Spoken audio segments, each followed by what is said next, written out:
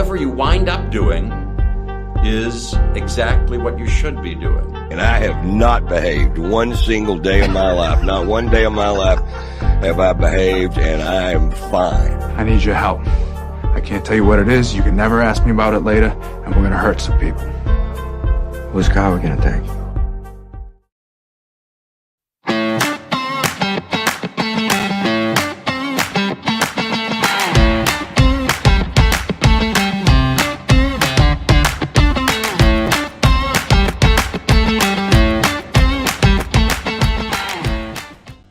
Good morning, and thank you for joining us on the Nikki Medoro Show. I am Nikki Medoro, along with Kim McAllister.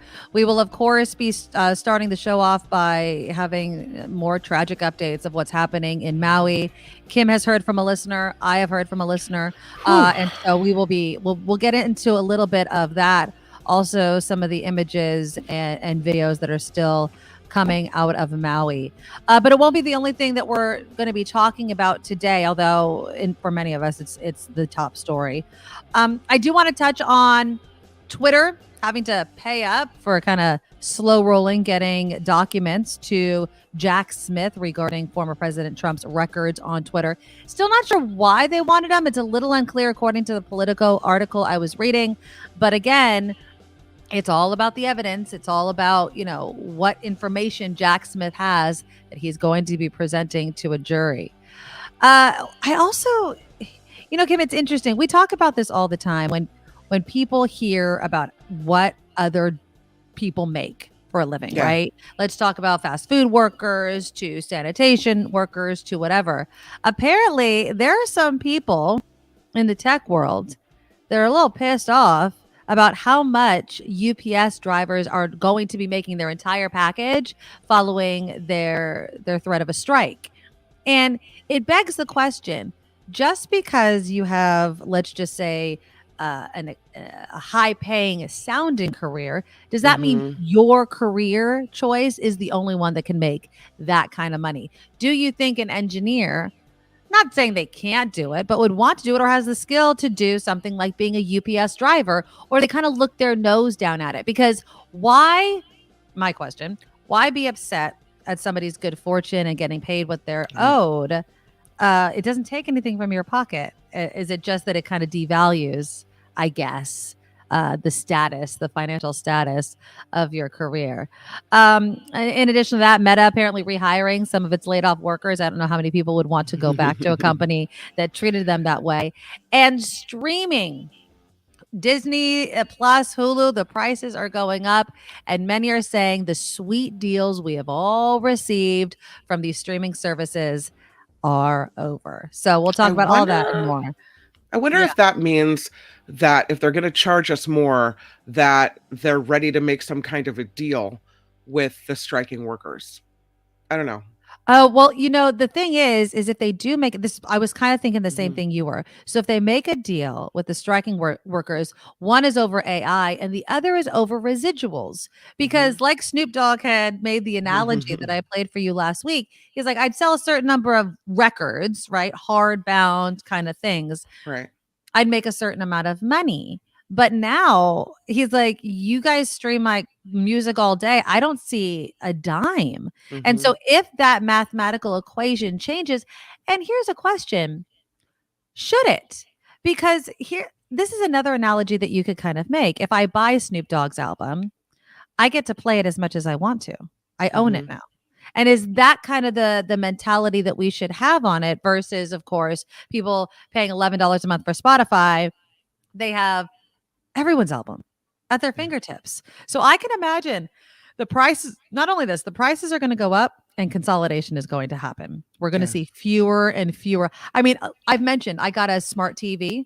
The number of options that I have between Sling and I don't know, all these different names that I've never heard of before that have these shows, I'm not paying for some of that. Some of that's just included on my television. How long can this sweet deal last? And maybe we've taken it a bit for granted. So we'll touch on that because there's a number of articles out saying that. But if you are a low income student Hulu does have a deal for you, so we'll touch on that as well. Before we get to all that and so much more, you guys, please click the thumbs up button. Show your support for the show. Do it each and every show because it helps us out on YouTube. Just click it once right at the bottom of your screen there. The super chat also live. And Harry, thank you so much for being the first one to start us Harry. off all the time with a $10 Yeah. donation to our super chat, sending prayers and cash to Lahaina, mostly cash. Yeah, they need help. I was watching one just real quickly because we'll be talking about Maui. I was watching this one interview on NBC of a guy that lives in Hawaii, and he's like, "We're done giving to other people. We need the help now. Aloha, all of that is to help our neighbors and to help other people. We need it now." And there, Yeah. no truer words have ever been said. So Harry, thank you so much for the donation. And Yeah. again, you guys, please sign up to become a Medorable. Become a monthly Patreon subscriber. Just go to the NikkiMedoroShow.com. It keeps this show on the air. And it's only a one-time payment every single month. So whatever you can afford once a month, think of it like a monthly tip for myself and for Kim. So just go to the NikkiMedoroShow.com, click the Patreon link. You can also donate through PayPal, which is another great way. I think out of all the ways to donate, PayPal is one of the lowest that takes the fees. So if you want to do a one-time donation, the Nikki Medoro Show at gmail.com is the PayPal email and my email for the show. So if you want to reach me that way. And then, of course, you can buy some merchandise at the Nikki Medoro Shop.com. And that also helps us keep the lights on, as they like to say. All right. Let's talk Maui. I was I've mentioned before that I'm supposed to go back to Maui next year. That's obviously probably not happening. Unless of course they're really desperate for tourism and stuff like that. Right now in the back of my mind, I'm thinking we need to let them recover. It's hard though, Kim, because I don't know what the right thing to do is. They obviously depend on tourism for the dollars, which they are going to need. But at the same time, I mean, the history, the rebuilding, the difficulty, the logistical difficulty of trying to get this back up and running is very, very difficult. So the latest, of course, is they're saying at least 36 people have died. Yesterday they were holding it around 6. It's probably going to go up from there. So they're saying 36 people have died.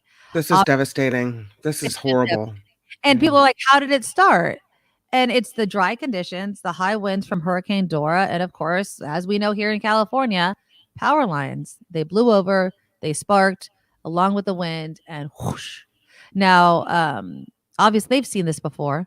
They've seen this during past hurricanes. Maybe they lost 1 or 2 homes. Yeah, that was a church. Actually the guy that was mentioning that was saying we need the help now, that's his family's church that they were talking about. But look at those winds. I mean, you can't fight something like that. It's so very devastating. Now Maui's was under a severe drought. About 16% of the population was under a severe drought. Drought levels across Hawaii have increased throughout the week leading up to this devastating fire. 11,000 people still without power. And Kim, we were kind of briefly talking before we started the show. I have heard from Walter. Walter lives in Hawaii. Unfortunately, he's still, at least at last check when he emailed me yesterday, so I'm hoping that it's changed. He's still waiting to hear from family members, some that live on Front Street. So Walter, if you're watching or able to watch or listening, we're thinking of you. Please keep in contact with us and I'm let us just know so what's glad you happening. heard.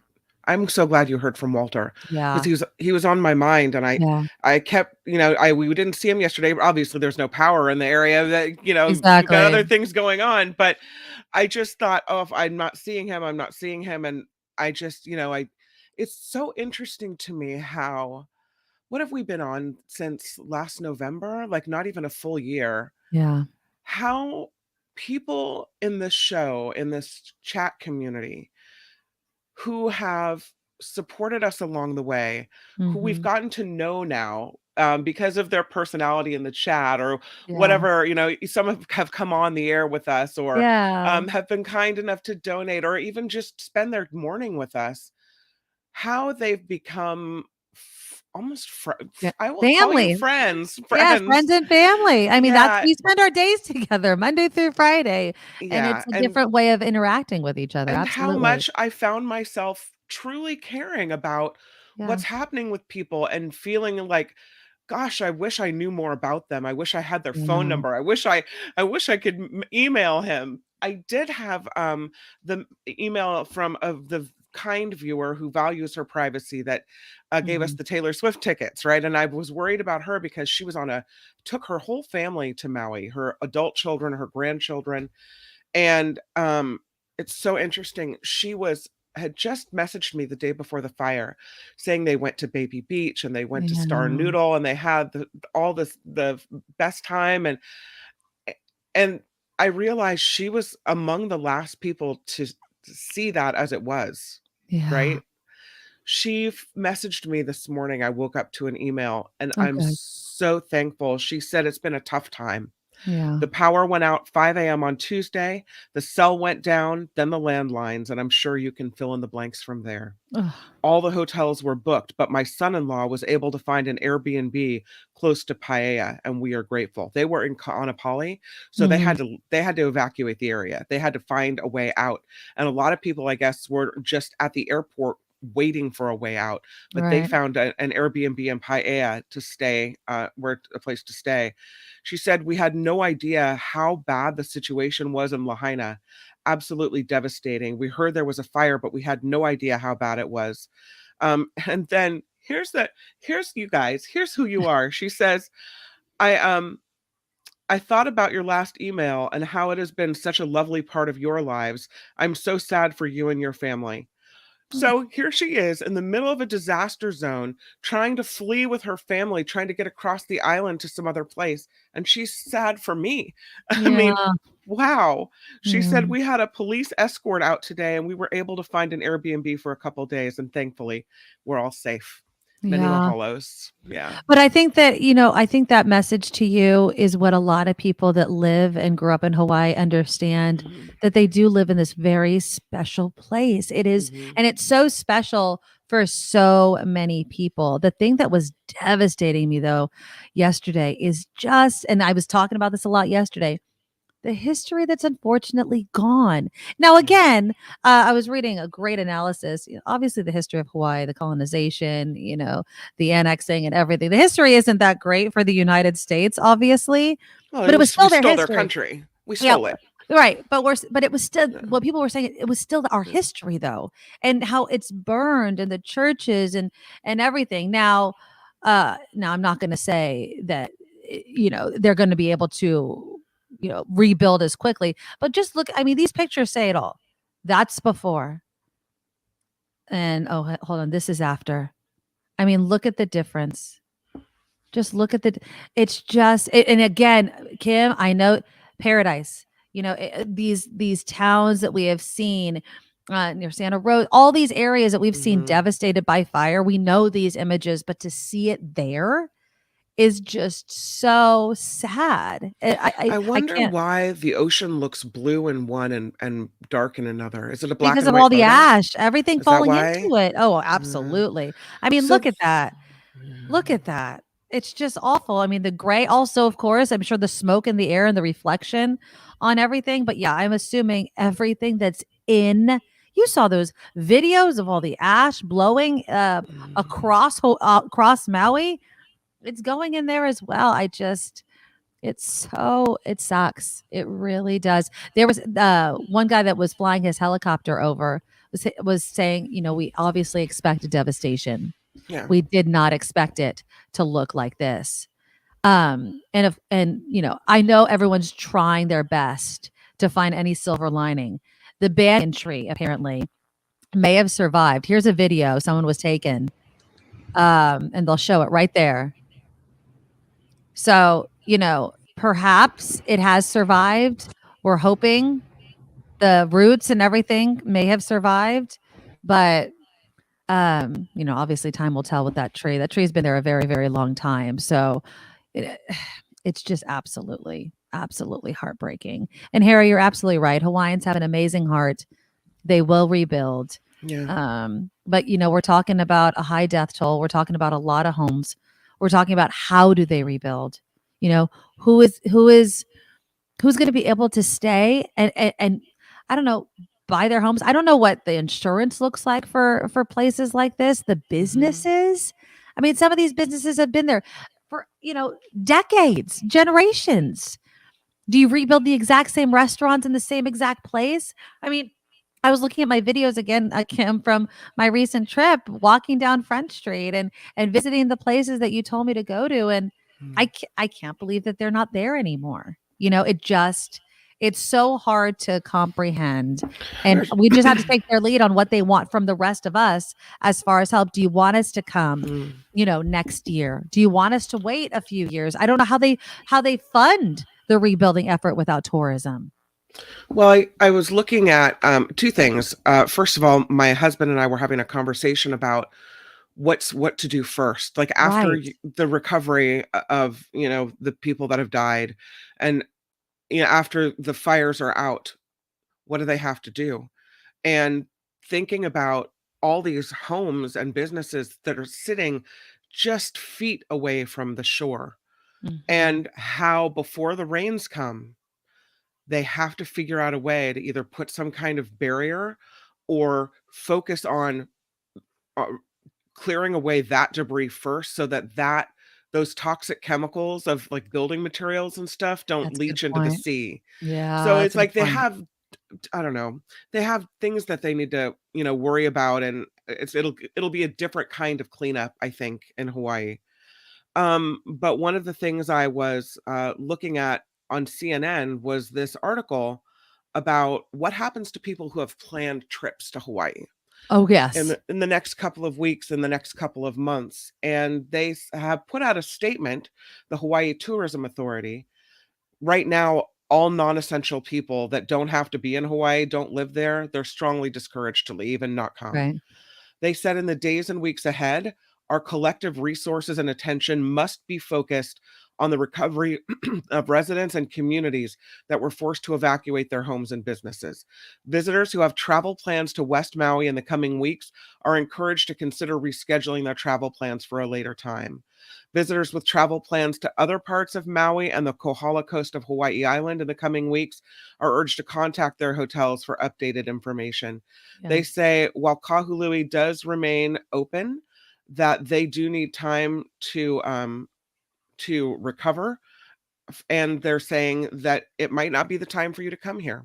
Yeah. But how So, long? How long does yeah. that last? Because again, my dad, I love my dad. He's not worried about it at all. He's like, yeah, we'll be able to return next summer. Sure. And I'm like, oh, I don't know. I don't know. And again, at the same Yeah. time, we would be going to Kanapali, which is not very far from Lahaina, but has Mhm. not been burned. Is it good to go there, spend our tourism dollars in an area where it's not the rebuilding area? Mhm. I don't know. I'm taking my lead from Hawaiians. I'm taking my lead Yeah. from their tours. I want you tell me what is best for you. If you need us to come and this is a way to support and to help, fund what is going to be an astronomical Mhm. number, then yes, I'm down. If you need us to stay away. But what I'm scared of is what Chris mentioned, that the world stock market money will buy it all up at a discount. This is what I Yeah. was talking about yesterday. Because when disaster happens, there's an opportunity with people with money. Now, I'm not saying they're all nefarious and don't want to, don't want to take care of the land and the culture and the history. You can buy oceanfront property in Mm. Hawaii by buying up this land right now. And unfortunately, we know the economic situation of native Hawaiians. I don't Mhm. know how many of them have the funds to do something like this. I hope there is a concerted effort to make sure that those native Hawaiians are able to rebuild where they were. I mean, Well, it was Hawaii's not Hawaii scary. without Hawaiians. We have there's some homes that we don't own, but are special to us, with places we got married, and um places that we stay and that we go back every year, that are well, I haven't been in a while, but my most of my family goes back every year, Yeah. that are right on the beach. And my husband was saying, I bet that some condo corporation comes in and buys all that land, and those homes don't get rebuilt, that it ends up being like this Did that home that you stay in burn?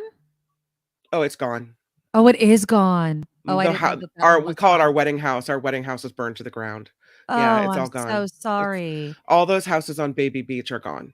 Oh, So is it going to be like it was, maybe with new homes that didn't look like the other ones, or is it going to be condos and high rises? No, and that's what I don't want. I mean, you go to Hawaii to be in Hawaii. You don't go to Mhm. Hawaii to see, a miniature like continental America, right? Yeah. I don't want to see that. I want to go to Hawaii and the traditions. I want that, and I don't know how you make sure as you rebuild that that's protected. You have to have someone that cares about it. You have to have someone that I believe comes from Hawaii, is native Hawaiian, that's lineage is Hawaiian to Yeah. lead this.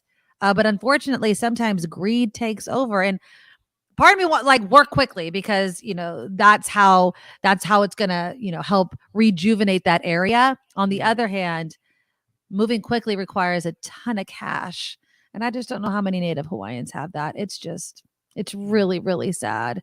um I know that there's other news that you have in your headlines, but I do want to talk about how we can help. So we were mentioning this yesterday. The American Red Cross obviously is asking for donations. There's a number of shelters that obviously people that are there can help. The Maui Mutual Aid Fund is collecting donations to help people affected by the fires as well.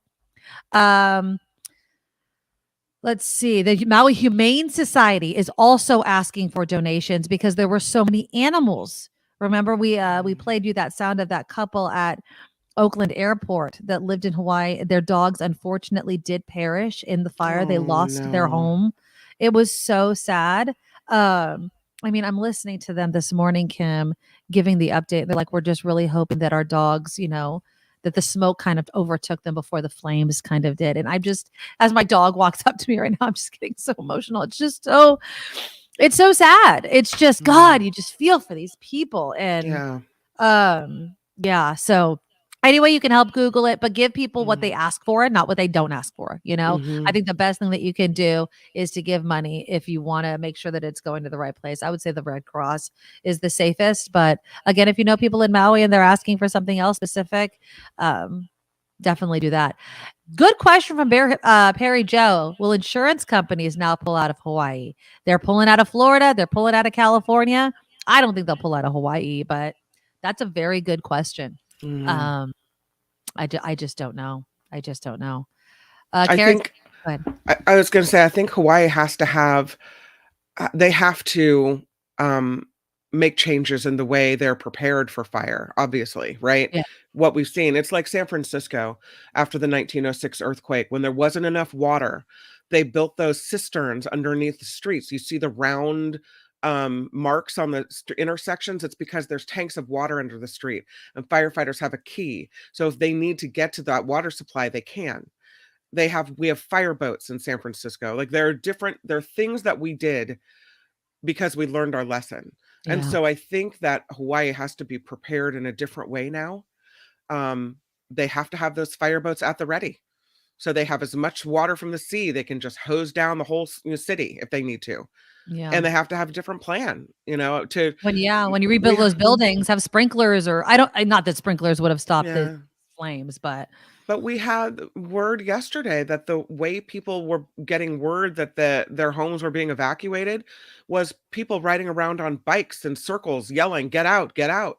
There God, needs yeah. to be, and it's interesting because, and I know the 911 system was down for a while, but they have a really good kind of alarm system for tsunamis, with the sirens that go off. Why didn't that work? Why weren't it'll well in the coming days we'll find out, No. why the evacuation didn't happen and why I know the fire came in so quickly, but what a better plan would be, how we can do better, how they Yeah. can do better. Yeah. Karen says, "Do you think Larry Ellison or Jeff Bezos will step forward? Ellison owns one of the islands, and Mhm. Bezos owns half of Maui. It's the least they can do, don't you think?" Does I Bezos don't. own half of Maui? I didn't know I didn't that. know that. I didn't know that either. Mm. As far as Ellison, I mean, again, is he the one that you want leading the charge? Right? I don't try. Not trying to knock these guys with deep pockets, but they're not the people that I want leading the charge to bring Hawaii back to what we knew it as if it could ever be, but even close to it. Maybe that's not fair of me. Maybe they would work with, Hawaiians to kind of plan this whole thing. I just don't like the idea of it, if that makes sense. And I don't know. I like the idea that someone like Ellison bought there. It means they love the land. But he bought the They've island. You know what I mean? Like he Yeah, bought but it his means own they need island. they've if he spent that much money to buy the island, it means that he respects the land and finds it to be as special as I do, True. right? And True. so if there's that, then there may be some type of love for the Hawaiian culture and understanding that the Hawaiian people need to be involved in the rebuilding and of what they want the island to look like. I'm hopeful. Yeah. Deidre says a lot of the tsunami tower was blown over by the winds, Oh. which kind of raises the Mhm. question of, if it can't withstand winds, was it going to stand a tsunami? I mean, maybe we should have a better. I don't know. I'm not trying to Monday morning quarterback the whole thing, Yeah. but I think we're learning that the Mhm. safeguards that we had in place weren't enough for those sorts of Mm-mm. things. Okay, so obviously we will continue to update Maui. Hopefully we get better news from both your friend, one of our viewers and listeners, as well as Walter.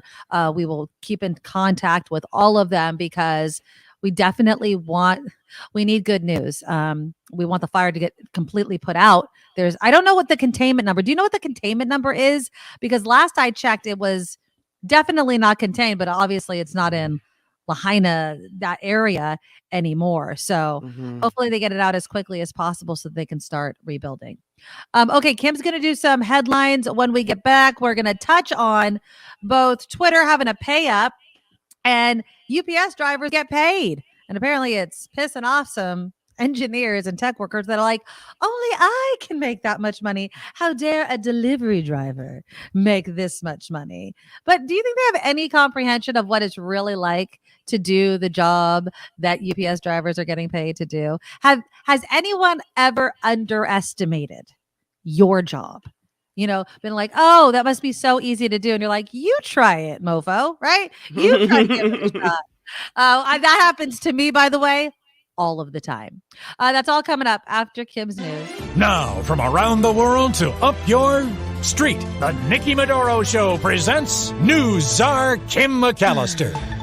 I truly wish that I could start with better news this morning.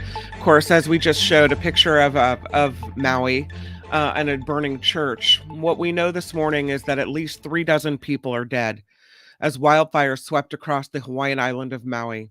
Entire blocks of homes and businesses in historic Lahaina town have gone up in smoke, where the fires fueled by wind from a Pacific hurricane are concentrated. More than 270 structures are either damaged or completely destroyed. The military is now being sent to Maui by President Biden to help with these deadly wildfires. The U.S. Coast Guard and the Navy Third Fleets are supporting rescue efforts on the island. The Hawaiian National Guard has mobilized Chinook helicopters to help with the fire suppression and rescue, and the Army has also supplied Black Hawk helicopters as well. Communities here on the mainland in the United States are rallying to help Maui as it suffers from these devastating wildfires. In San Diego, a former MMA world champion is gathering supplies and raising money through her foundation. It's called Lima Lei McFarland. Well, that's her name, rather. Lima Lei McFarland is a native Hawaiian. She trains at the 10th Planet San Diego. She said those wishing to help can drop off supplies at any 10th planet. So she's taking things like non-perishable food, camping supplies, bedding, bottled water. Also, the San Diego Asian Pacific Islander Association is getting organized. The Salvation Army is feeding thousands of people in Maui. You can also donate through its website. The Hawaii Community Foundation is also accepting donations through the Maui Strong Fund, and that's one being promoted by President Obama. So again, if you type in Hawaii Community Foundation.com, and then the donate button's right there, or you can go click on Maui Strong. The fund is designed to rapidly deploy resources on Maui and support relief and recovery efforts, including shelter, food, and financial assistance as well. And again, I'll have all of these in a list for you. The arraignment of one of former President Trump's co-defendants in the classified documents case is now being delayed. Uh, yeah. Mar-a-Lago property manager Looks like he's Carlos taking a poop in that picture, by the way. De Just letting you know. He's like, whatever. Okay. Mar-a-Lago property manager Carlos de Oliveira once again had to delay his arraignment in a Florida court after he was unable to secure a lawyer in time. You'd think he'd get a little Oh, help with the lawyer, right? But he is accused of conspiring with Trump and Trump's personal aide, Walt Nauta, to delete security footage sought by the Justice Department in its investigation. what does that say? That he can't find a lawyer to defend him, right? I don't think if I was a lawyer, I would not touch this case with a 10-foot pole. I don't want my Well, name attached to this nonsense. it's very public, so, I Public mean, loss. The guy, in my opinion, yeah. guilty. So it's going to Mhm. be a very public loss if that actually happens. I don't, I know lawyers lose cases all the time. You don't want to lose this high profile under your belt, I would say. Well, you would have thought that if it was an employee of former President Trump, that he would have found a lawyer or taken care of Oh, legal fees. He knows a lot of lawyers, right? Why isn't Yeah, he? I because he don't doesn't know. pay him, Kim. He doesn't know enough lawyers because they're all pissed at him because they're probably still waiting to get paid. Lord. A Georgia prosecutor is denying claims made by former President Trump in a new campaign ad. The new spots accuse Fulton County DA Fannie Willis of having an affair with a gang member and also claims she served her job during a rise in violent crime in Atlanta. So, yeah, let's just attack her, right, on a personal level. The Atlanta Journal-Constitution says the DA told her staffers the allegations were derogatory and to refrain from commenting on the ad or any negativity at all. So when he goes low, she's going high because what she Mhm. knows is he's clawing and fighting and throwing Mhm. the spaghetti anywhere he thinks it will stick, right? Exactly. And so she sees this and she's like, say nothing because we're going into court and I will Exactly. obliterate him. So Mhm. I know how to fight this. Just don't say anything. We're going Exactly. for it. Yeah. There you go. China being replaced by Mexico and Canada as the top provider of goods to the United States. So, the U.S. imported about $203 billion in goods from China in the first 6 months of this year, 25% less than the same period just a year ago. Hmm. That, according to the Commerce Department. Bilateral trade is being challenged by the widening split between the United States and China over issues like human rights, fair trade competition for technology and markets as well. Mhm. Virgin Galactic launching its first space tourists to the edge of Ugh, space. The that's flight what I took think. off from the company's Spaceport America in New Mexico with passengers on the VSS Unity. Virgin CEO Richard Branson first put tickets on sale more than a decade ago. How much? So, Does it say how much a ticket says to outer space and to possible your death costs? I'm assuming $250,000. That's always seems to be $250,000. It's like the going price to almost lose your life doing some nonsense that you don't need to be doing. Although I'd rather go up than down. I would definitely want to go in a rocket than to go under the ocean, obviously, given what just what happened. So, happened, right? yeah. 450 grand. 450. Look, some people just have too much money. I would love to have that problem, right? I don't know if I was rich enough to buy a ticket for $450,000, which means I have like probably tenfold that amount of money, right? I don't know if I'd be spending it that. I feel like they're just looking for ways to spend their money.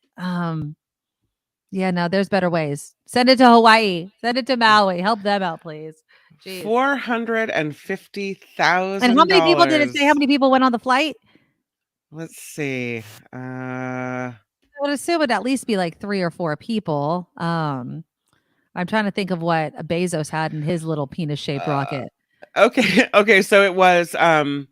They stopped ticket sales in December of 2018 after they had a piloted test flight. That back then the price was $250. Okay, Right. I thought it was like $250,000. Okay, So then it reopened ticket sales effective immediately with the price starting at $450 per ticket. people have too much money. So yeah, Yeah. it didn't say. I didn't say how many. 600 people have booked a ride to date. Oh They my expect that number to God. rise. They don't all go up at the same time No, on but like think this. about that times Yeah. Mhm. $450,000, Yeah. 600 people. Yep. I don't want to hear rich people I bitch about being taxed to death. You obviously have money. Stop it. Oh Well, a my lot of goodness people, gracious. it's an 8-passenger Unity on this Okay. the suborbital But there has to be like cruiser. a pilot, so it's not all the people that paid. You know what I mean? There has to Yeah. be other people that uh I'm assuming that's their job. Would be funny if you paid that much money. They're like, okay, just hit this button, go by yourself.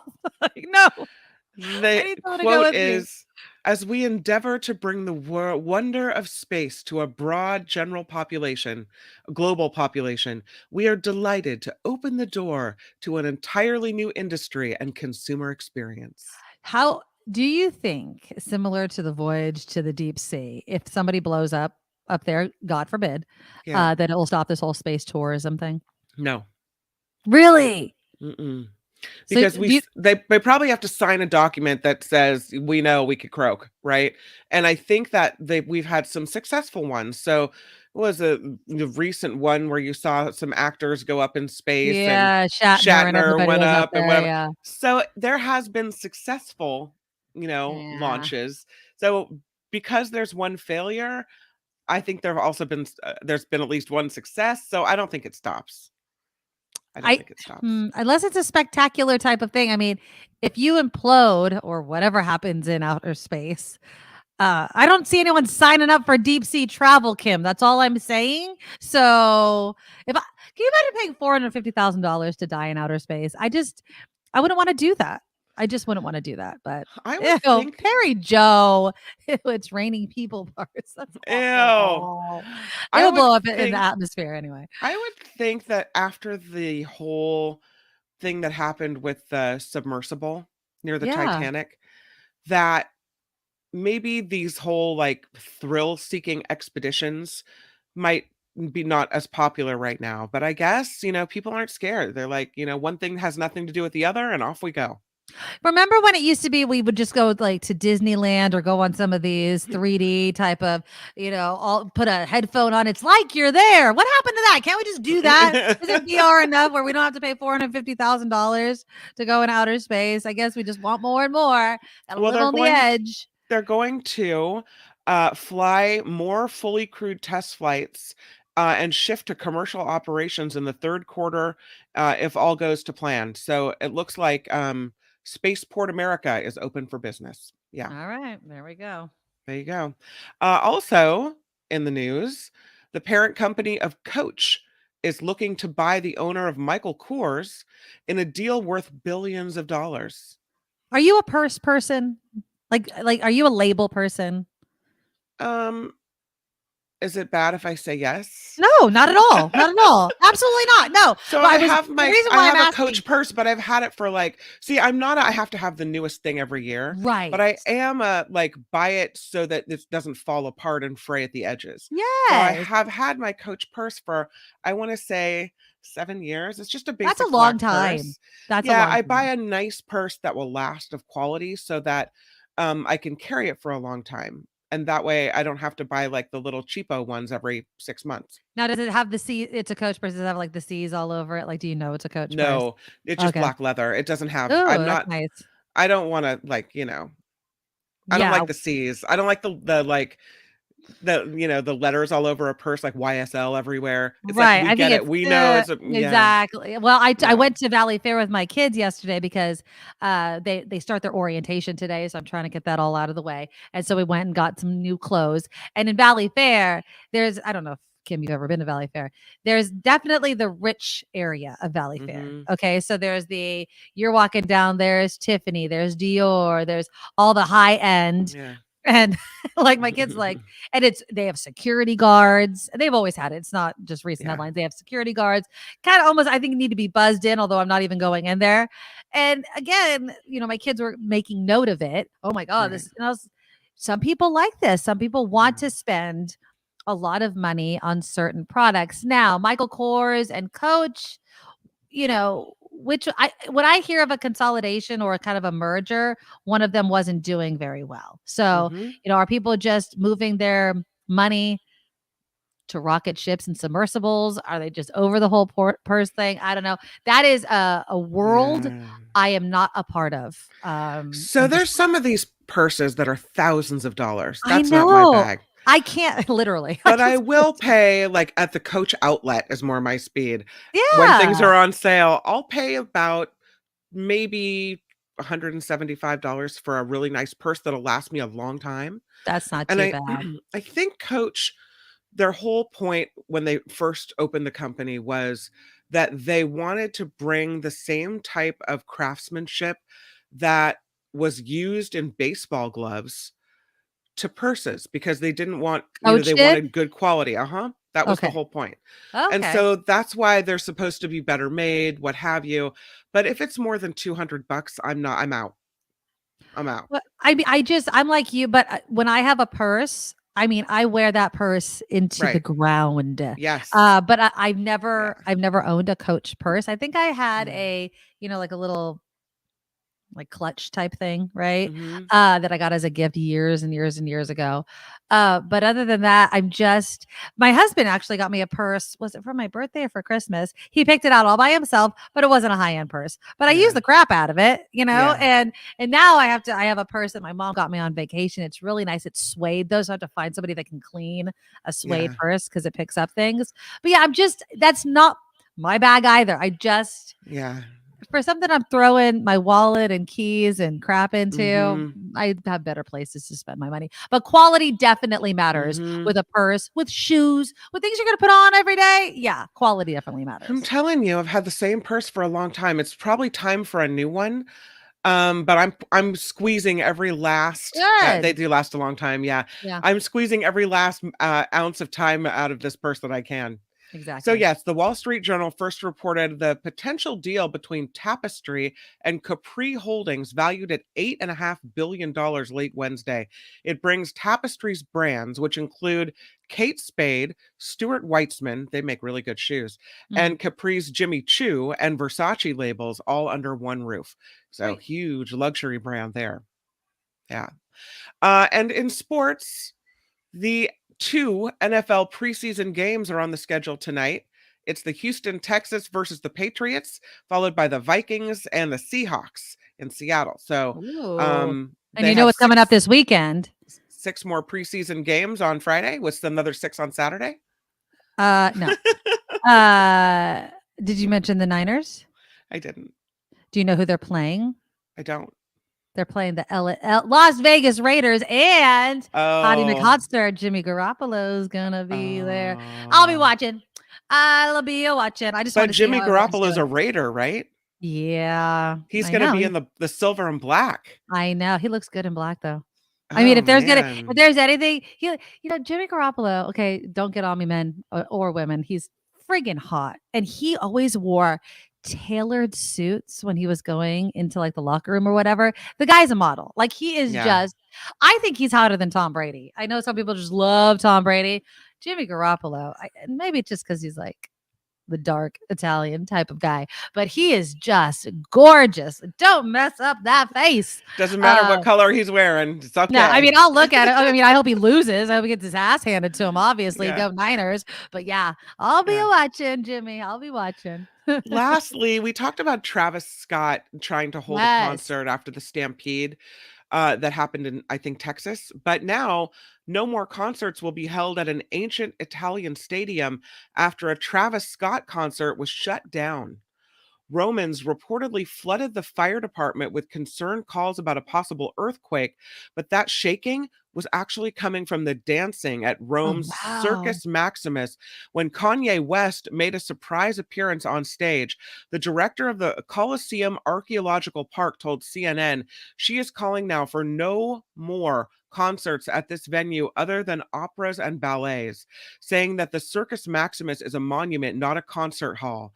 It also follows Scott's, again, 2021 Astro World debacle when 10 people died at his show after folks tried to rush the gates and they ended up in a dangerous Wow. overcrowding. Yeah, that was sad. So yeah, so much jumping and dancing that the the Circus Maximus was put in danger, I guess. No. I mean, there are some venues that are appropriate for certain acts. So Yeah. I can get what they're saying. Like, look, this is not that type of venue. Go to a stadium, go to things where people, jumping up and down and doing all that stuff. It can handle it. Yeah. Okay. I don't know that venue at all. So I don't know like the history or what it looks like, but I'm sure Kanye West, Travis Scott are not going to have any problem finding a different venue to hold a concert at. So Have you ever seen those PBS specials where they'll do like and it's a full of people like there's a crowd, it's a concert, but it's recorded, like the Celtic Woman concert, or there's an opera singer, yeah. concert or whatever, and it's against this backdrop of this ancient place with the columns, and it's so beautiful. Those types of things I think might be okay. Yes. But a raucous, raging, Rap mosh concert, pitting, hip hop dancing, concert. Yeah. maybe that's not the right place for It's that. like go Yeah. Adele, don't go Yeah. Kanye. You know what I That's mean? right. Like do Yeah. it one way, very popular, bringing a lot of people, bringing a Right. lot of tickets. But it's because the crowd does Yeah. certain things. I would say Yeah. you can't even go Taylor Swift. Remember, we were talking about how Taylor Swifties made like an Yeah. earthquake happen in Seattle. So Yeah. just be mindful of the fans right. and the excitement. So there you go. All right. This show is crowdfunded, which means we do rely on you. You can find us at thenikkimedoroshow.com. That is where the Patreon and PayPal links are located, thenikkimedoroshow.com. And of course, Super Chat is open for business. Here we are on The Nikki Medoro Show. Yes, and thank you to Pamela, who also gave us a $5 super Aw, sticker. thank you. And Harry started us off with a $10 donation and prayers for Lahaina. Yeah, if you want to donate during the show or even during the replay, just look for the $sign. And we appreciate each and every donation oh so very much. Okay, so real quickly, I did want to mention that Twitter has to pay up. I'm not fully aware of the systems in place to hand over documents, but apparently, if you haven't heard, Twitter has to pay $350,000 because they basically slow rolled a judge's request. So a federal judge wanted and ordered Twitter to hand over records related to former President Donald Trump using X/Twitter. Apparently, it was like several days late. I want to say like 3 days late. Of course, obviously, I'm sure Elon Musk isn't liking it. $350,000. It's not a huge drop in the bucket for someone like Musk.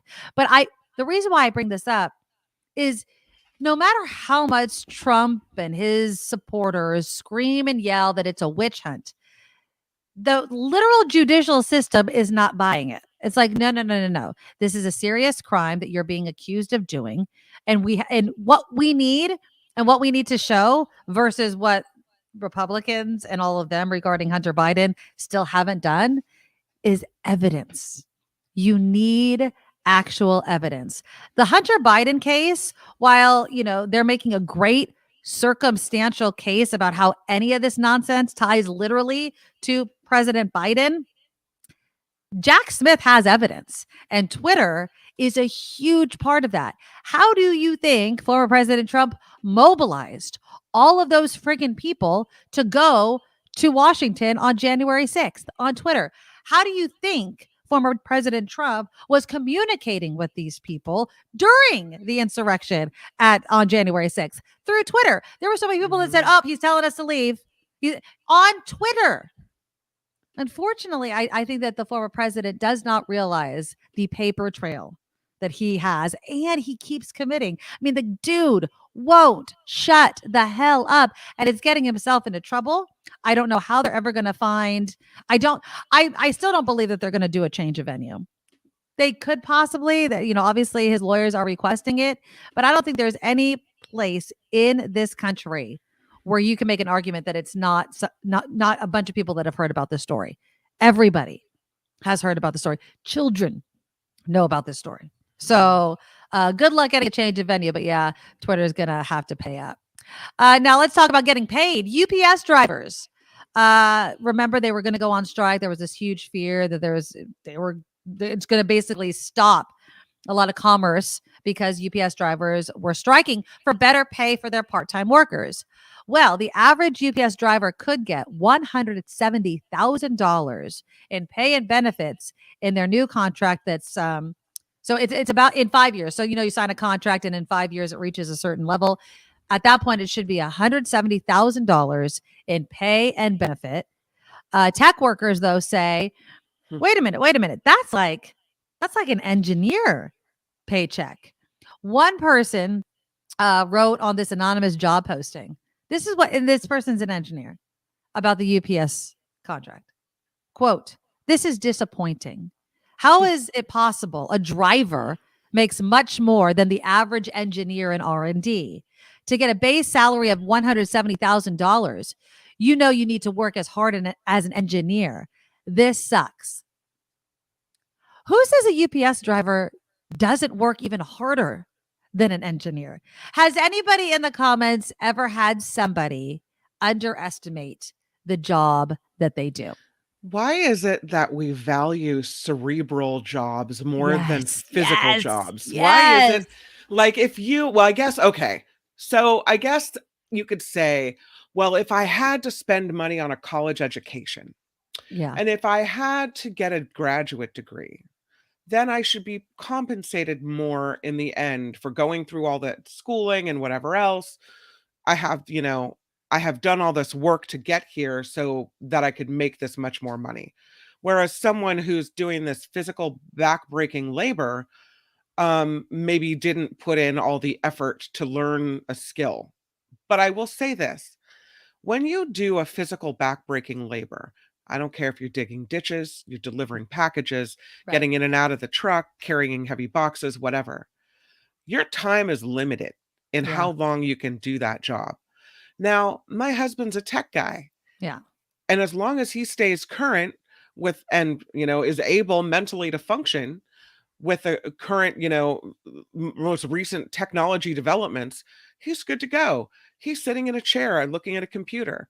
He's mhm, not having to bend over, bend his knees, use his body that breaks down over time. But if you're delivering UPS packages, you're not going to see like most of the time, a 75, 80-year-old UPS driver who can't afford to retire.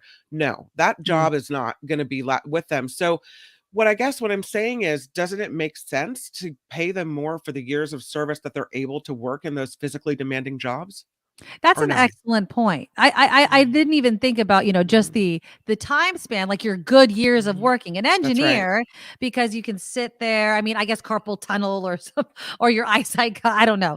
But Yeah. there's certain things where, the physical toll of the job on the body Mhm. is less, I would imagine, for an engineer than Right. for somebody that has a physical job. So, for instance, my husband is the opposite of your husband. My Mhm. husband has a very physical job. Yeah. He already has back problems, and it's one of those things that he gets paid really well. I think that engineers could possibly look at my husband and been like, "You make how much?" But here's another question. What's it to you? Me earning more doesn't take anything out of your pocket. I Mhm. feel like it's oh my God, are we like on the same level? And I'm not talking about your husband, but like, Mhm. I'm an engineer. You're a delivery driver. It's kind of this Yeah. stereotype, which I think that if you took an engineer and made them work a week as a UPS driver in Arizona, right? Like, go ahead. I No. know my They'd be like, brother-in-law, this is worth so much more than I'm making." Yeah. no, a teacher. Remember COVID and how much Yeah. parents were like, pay him $1 million a year. Mhm. You have no comprehension of what truly goes into the day-to-day job. I'll even say this, the job that we do here, Kim, I don't think that people fully understand, Yeah. the back end work. And not only that, not to pat ourselves on the back end, but the talent that's involved to discuss topics, stay up on it, Mhm. constantly being on, because you're constantly looking for things Right. to discuss and debate and things like that. Yeah. And they're just like, "Oh, you just hop on YouTube." It's like, "Okay." So my son and his friend were over the other night and they were not stressing, but kind of like, "Well, what do we talk about?" I'm like, "Ding, ding, ding. What do Yeah. you talk about that's going to make people interested? Yeah. That's going to keep you interested that you even want to talk about?" Like, it has to be Right. fulfilling for you. So it's just the assumptions that Yeah. people make about their jobs. Now, Jim, I love Jim. He's a dog walker. Jim writes, "Some people were surprised at what I make at dog walking. Over my almost 20 years of doing it, I've seen some people try and many fail. I could never be a dog walker. Is there any job that you're like, it sounds easy, but I could never do it? Like, I don't think I could do backbreaking work. I used to want to become, I'm not even lying. My mom always laughs at me. I used to want to be a car mechanic. I don't know Really? why. I wanted to become a car Are you mechanic. good at taking things apart and putting them back together? No. So I had a boyfriend at the time who always worked on cars, and he tried. Funny story. He's like, okay, I'll teach you how to like change oil. Right now, I can change my tire. Changing oil, like I know the logistics. I don't know if I could do it on cars of today. I'm assuming I could, but you know what I realized? It hurts. Being a car mechanic hurts your hands. They're always lot. dinged up. They're always dinged up. Yeah. You can't get the thing in. So sometimes your fingers always work and it's slippery. It's hard and it hurts, like physically hurts. And I was like, oh, I'm not doing that. Like I vividly remember standing there and he's like, do you want to try this anymore? I'm like, oh, absolutely not. I was like, I am absolutely done. I will pay for the rest of my life. I'll change my own tire. I'll do those. I'll fill, the fluids, but getting under the hood and dinging and cutting my hands up. That is not my bag. We've talked about before, that people that go into the trades make a lot of money. You have welders, yes, people that learn of plumbers, people that learn a skill like that, but that have very physically demanding jobs. So I don't think that I think they're worth every penny. This is what makes the world go round. When you talk about UPS drivers, have that engineer say, "Oh, there's the UPS drivers are on strike. I guess I can't get my delivery today." Yeah, that inconveniences a lot of people. Then all of a sudden, maybe it seems all right to pay people what they're worth. I don't know. Exactly. Yeah. Kim writes in, physically, they work their asses off. My friend did UPS over the holidays. She was lifting packages that were over 100 pounds and worked 14-hour days. F that engineer. Exactly. Ms. Organic, absolutely. I loaded the Boise, Idaho truck from SF for UPS on the night shift in college. It was so physically demanding. And should there not be a price for a physically demanding job? Like if you have to do it over, and not only that, a lot of these guys have to wake up at the butt crack of dawn. My dad was a bread delivery driver pretty much my whole childhood. And he woke up, he laughs at me now because when I worked the morning shift at KGO and now at KCBS, I come home like I need to take a nap because that was my life. I come home, my dad would be like, he'd come home, he'd eat lunch and then he'd take a nap because he was exhausted. It's not normal to have those hours. Cindy says, oh, go ahead. I was just going to say, also, you wonder why it is that we try to keep people that are in these non-cerebral jobs down. Yeah. Why do we keep lift people, other people up? It's like a caste system that's not official, right? Yes. Like, why do we feel like, I don't know. It just seems so ugly. Especially it is official, though. It is official because when we talk about pay raises, when we talk about people that can't afford to live in our communities because they don't make enough money, what do people say? Well, we're not going to pay the teacher, the housekeeper, the restaurant worker. We're not going to pay those people all of that money. They're just a fill in the blank. Yeah. Do that job. Go ahead. I worked my ass off as a server at a restaurant for years. Would I have rather sat behind the desk and been a receptionist or an executive assistant or whatever? Hell yeah. But I made good money back then being a server and it paid the bills. It's as if some people have to be below others for those people that are above them to feel good about themselves. That's right. It's awful.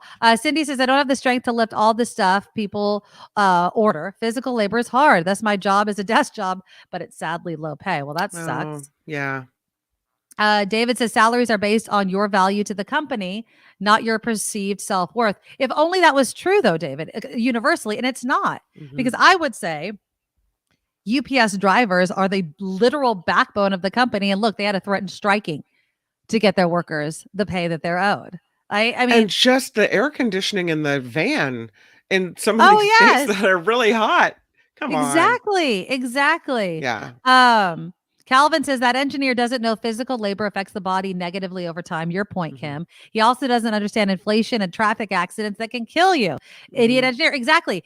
One of the most dangerous jobs is a delivery driver, is a driver in general. Why? Because it ups your chance of getting in accidents. I mean, that is something that happens all of the time. We had a delivery driver in Petaluma. He was a delivery driver for the Chinese food restaurant. Right. And they hired their own delivery driver. They didn't use DoorDash. They had their own delivery person. And it's a super popular Chinese restaurant with, takeout delivery. Right. And the guy was known all over town, because everybody loved him. And, he was very friendly when he came to the door or whatever. It was different than the DoorDash experience where they leave it on the porch and walk away. Right. Yeah. And he was turning back into the restaurant at an intersection and was creamed by an oncoming vehicle and did not survive the crash. Oh, how awful. Really awful. So you're right. I mean, I can think of just that one example in my own town where a delivery driver was involved in a wreck and didn't make it. So yeah, you are putting there's a lot less risk than sitting in your chair typing on your computer. Exactly. So yeah, I mean, let's not judge. Let's just understand that we don't have any comprehension of what it takes to do the jobs that we do not do every day, but that we still value. Because I always say this when we talk about wages. Do you not want those people? Do you not want that service? Do you not want that business in your community? If you do, you need to value it and support. I mean, it's not as if it's coming out of your pocket to pay somebody else's wage. Demand. And that's why I think we're seeing the rise of unions. That's why we're seeing so many people striking. People are fed up. Gone are the days, I believe, where the worker is like, my boss is going to take care of me.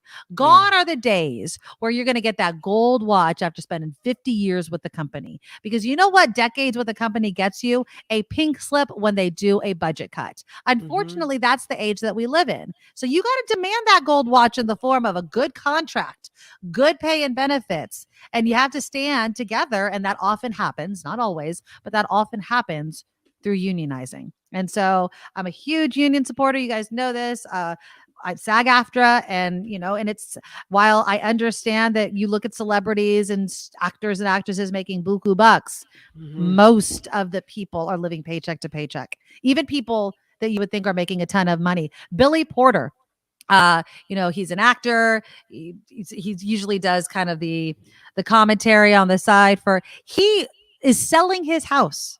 He is selling his house because he does not have enough money and he's not getting paid enough, and his shows are on hiatus because of the strike. And so he doesn't know what to do. So he has to sell his house. So people you think are rich aren't as rich as you think.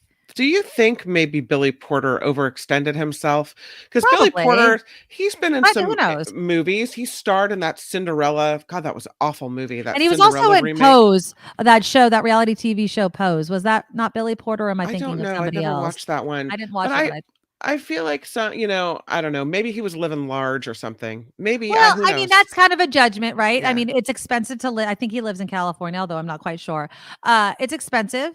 And also, do you see strikes coming like this? You might have a ton of things in the can, and then all of a sudden you're not allowed to work on any of those projects, So it's not too far to see. If you're not bringing money in, you can't make mortgage payment after mortgage payment, and you don't know where the end is because this strike is ongoing.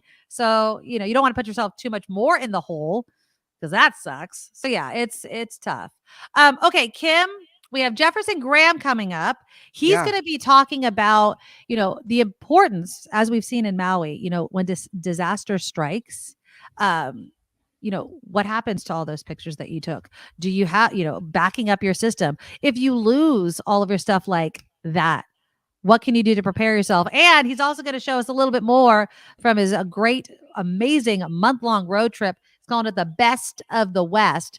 Do you want to can we wait for your headlines after Jefferson since he's waiting? Absolutely. In the wings? Let's do that. Let's bring Jefferson Graham on right now, and then we'll do some headlines with Kim. Good morning, our friend Jefferson Graham, who you can find on Walk TV. Hi, Jefferson. How are you? How you doing? I'm a little purple today, aren't I? You are. You look a little purple. Let me very quickly turn on another light.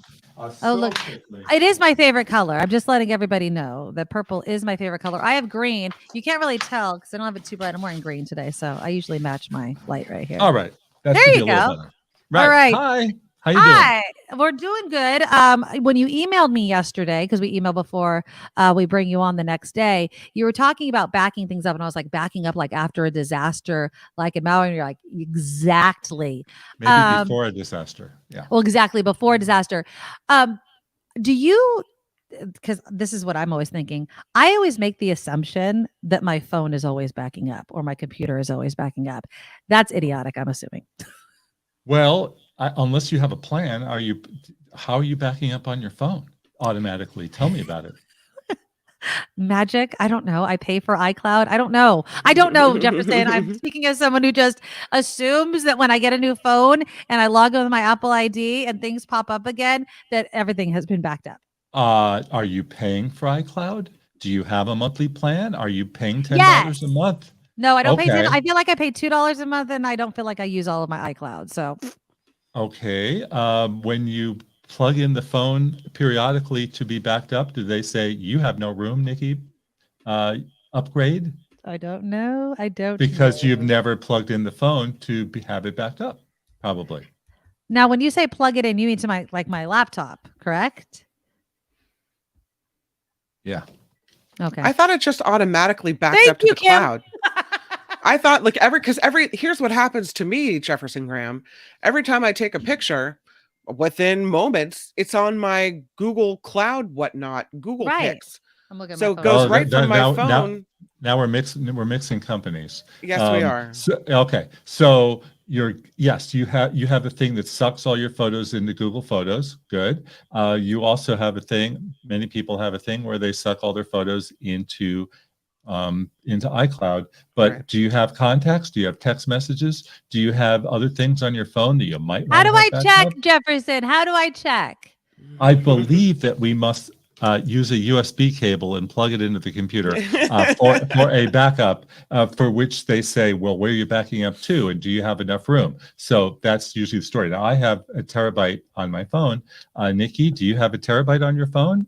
And do you have room to back up a terabyte on your computer? What the hell's a terabyte? Okay, I do have it's the amount of memory, right? It's now storage that you have. I know that much. I have my external, which of course, if a disaster strikes and this gets destroyed, I guess I'm up S Creek. So, okay. So anyway, I think I'm screwed. Basically, I'm not doing the right thing. All right. A lot of people might want to look at what happened in Maui, and this thing tends to happen every month or so. There's some terrible disaster, and they might be thinking about what would they do in that situation. Maybe just take one moment and say, oh my God, what would I run out the door with? And what would I be most concerned about? And most people are usually concerned about their images. Yes. And whether they get the wedding album scanned and have it available to them, whether they have documents scanned, all the stuff that you really want to think about. So I would like to urge people to give a site called Backblaze a try. That's BACKBLAZE.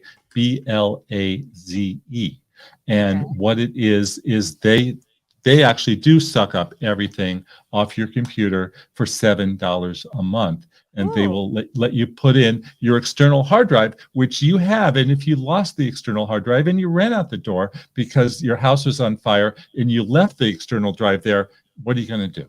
So they will back that up as well. I've been testing it this week, and I'm very happy with it, very happy with finding files. So if you pay for the year, it's $70 a month. A lot of my friends use it, and I would urge people to give it a try. As far as photos go, you could do iCloud, and they will charge you. The bad part about iCloud is that if you delete something off your phone, they will also delete it from iCloud. You can do Google Photos, which automatically goes up, and that's great. It's tied into your Gmail so that if you use too much storage, you can't answer your email. But, this is stuff we're going to be paying for, and we're going to be paying more for in the coming years. If you have Amazon Prime, if you're a member, they let you upload all your photos for free, which is great. But most people also shoot video, and video is not free, and they don't back up your video. Also, Amazon's been known to change their mind on things. So those are the top three. And then Microsoft OneDrive is $60 something a year for 1 terabyte. And that also works well for people in the Windows world. So this is stuff to think about. Yeah. And, I used to be before, obviously, phones and all those sorts of things. You would do what Kim kind of does with her important papers. You have them by the door in a box and ready to go. But the amount of pictures and videos and everything that we take nowadays, that's just not even feasible anymore. I know Right. my wedding album, I still have the file that my photographer gave me years ago so I could remake my album if, God forbid, there was a fire and it got destroyed. But I have so many pictures. I'm going to throw a question at you, though, just because I'm talking about Yes. so many pictures. Yes. What is the best program to get rid of crap photos that you no longer want on your phone and you don't want to save anymore? Apple has a duplicates section within the Photos app that you could try, but the answer is there's nothing good, because a lot of times they'll pick out duplicates that aren't duplicates, or or you're not sure, is it a duplicate, is it not a duplicate? It just, there's two schools of thought. One is that you sit there and be a nerd and take the time and spend 3 days going through them all. The other is, screw it, I don't have the time for this, and you just leave it there. So, right. I know. I find myself, though, because we rented this new house and I barely have any pictures up. And the pictures that I do already have in frame are so dated and I want to refresh them.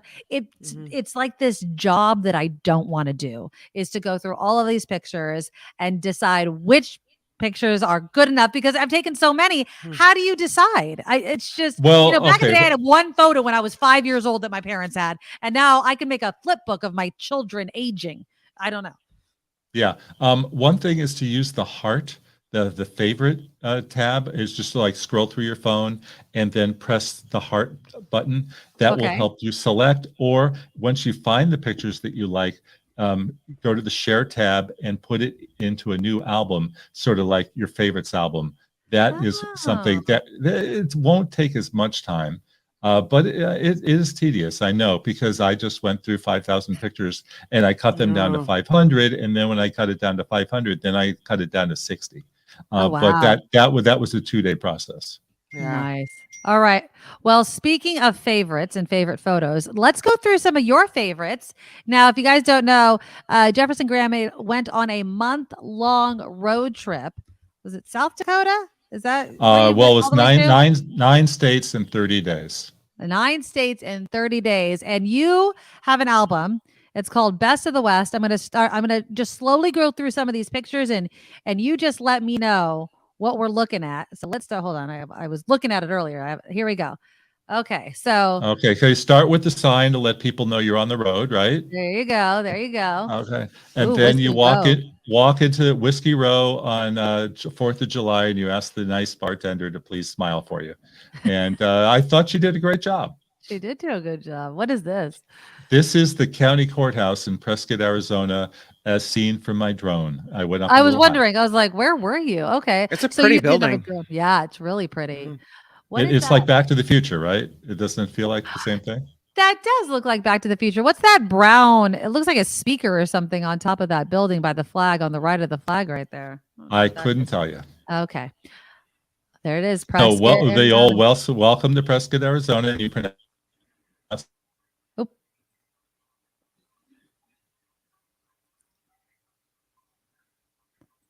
I think we're frozen. Did you lose? You lost me?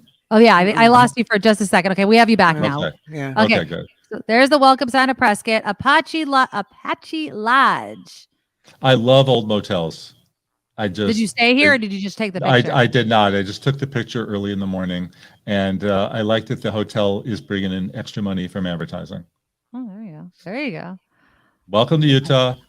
Now this is my best of the welcome to signs, because you've got Monument Valley right in the background. Yeah, it is cool. That is cool. I like that. Oh, look how pretty that is. That's Monument Valley early in the morning. See, what time did you wake up to take these pictures, Jefferson? That's probably 4:30. Ugh, yeah. I know that time. That's unnatural. Oh, look how gorgeous. Now this is sunrise, right? So you want to take the picture sunrise before it breaks through to get the best color. Yeah. Yeah. Mm-hmm. I'm learning. Ooh, I like this picture. Okay, so this is one of the most famous roads in the world. This is where Forrest Gump stopped running in 1992 or 1993, whatever that movie was. And it's used all the time to symbolize the American West. The Roadrunner ran there. And what was recent? There's a whole bunch of movies that were done there, and it's actually called Forrest Gump Road. It actually has a sign there, and people stop there all day long to do selfies in front of it. Nice. I mean, these pictures are just gorgeous, Jefferson. Thank you. Welcome to Moab, because I'm big on signs. Yeah. That's Arches, the delicate arch that we got there at 5 a.m.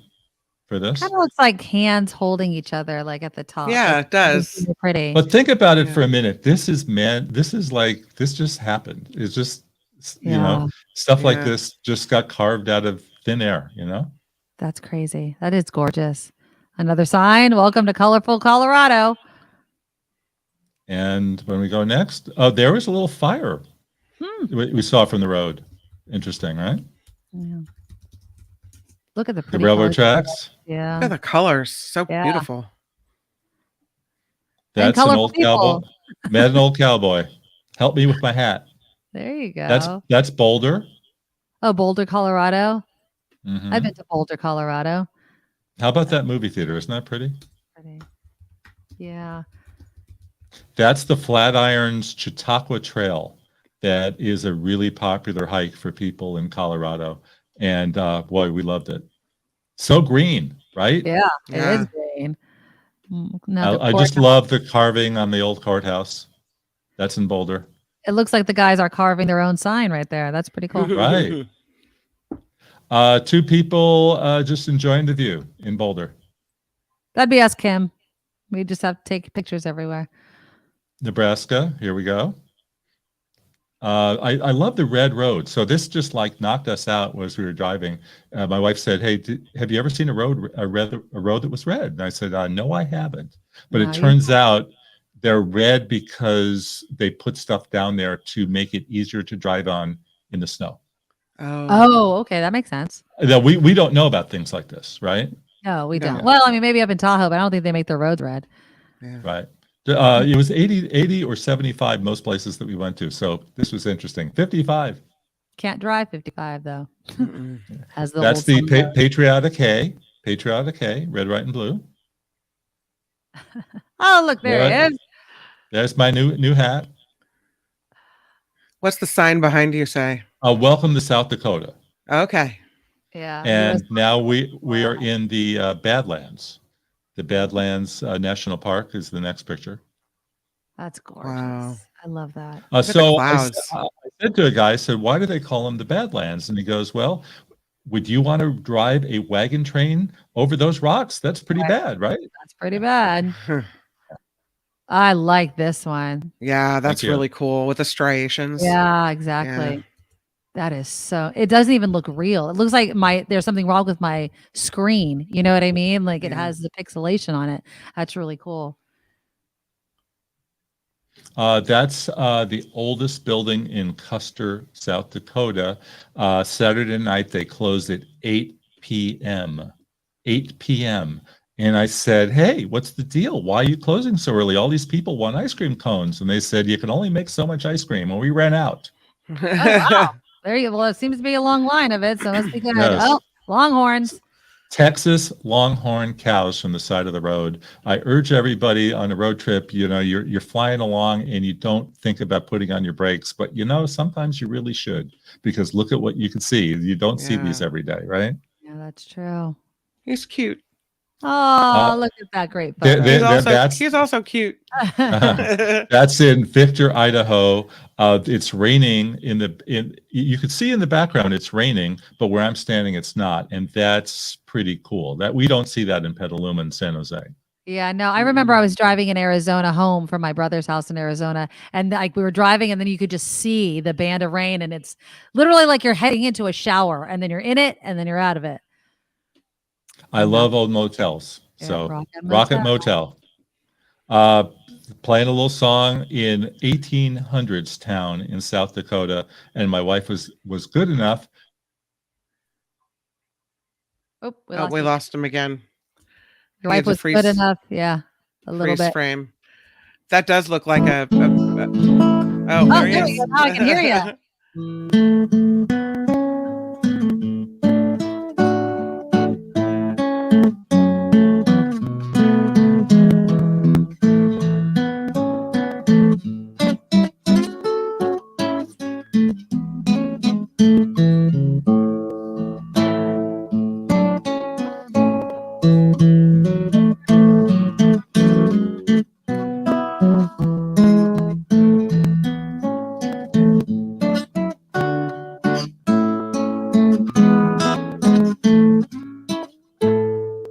What better song to play? That's Yeah, awesome. nice. That is awesome.